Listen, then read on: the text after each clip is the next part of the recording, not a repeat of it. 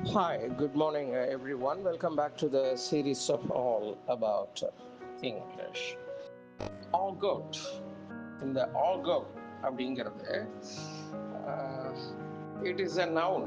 அது என்னன்னா ஒரு ரெண்டு பேருக்கு இடையில இல்லை ஒரு குரூப்புக்கு உள்ளான ஒரு சங்கேத கோடுகள், அதாவது ரகசிய லாங்குவேஜஸ் இருக்கும் இல்லையா, அதை வந்து இந்த ஆகவ் அப்படின்னு சொல்றாங்க. ஆர்காட் அப்படின்னு எழுதியிருப்பாங்க. அந்த டி வந்து உச்சரிக்கிறது இல்லை, ஆகாவ் அப்படின்னு சொல்லிட்டு.